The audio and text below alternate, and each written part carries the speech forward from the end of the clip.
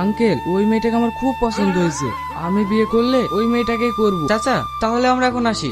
সাথী, তোর লেগে আমার মেয়ের বিয়েটা ভেঙে গেল। ওগো, তুমি ওকে ওইভাবে মারছো কেন? তুমি চুপ করো, ওর লেগে আমার যত সব হলো। কাঁদিস নি রে মা। কিরে বাবু, কেমন কি দেখলি করলি তো? আব্বা, সে মেয়েটাকে আমার পছন্দ হয়নি। তো পছন্দ হয়নি, অন্য মেয়ে দেখবো। আর মেয়ে দেখতে হবে না, আমি একটা মেয়েকে পছন্দ করেছি, কিন্তু সেই মেয়েটা ওদের বাড়ির কাজের মেয়ে। সব রেখে তোর একটা কাজের মেয়েকে পছন্দ হলো? আব্বা, ওকে ছাড়া আমি বাঁচবো না। তুই যদি ওখানে সুখী হোস ঠিক আছে, আজ আমি ওই মেয়ের বাপের সাথে কথা বলছি। বড় মেয়ের বিয়েটা তো দিয়ে দিলা, ছোট মেয়ের কথা কিছু ভাবো। সালমাদের কলেজের একটা ছেলেকে পছন্দ করেছে, ছেলেটা ভালো।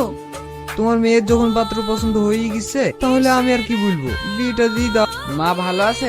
হ্যাঁ ভালো আছি, যাও ঘরে গিয়ে বসো। এ তো একটা ক্রিমিনাল, ক্রিমিনালের সাথে সালমার বিয়ে হচ্ছে।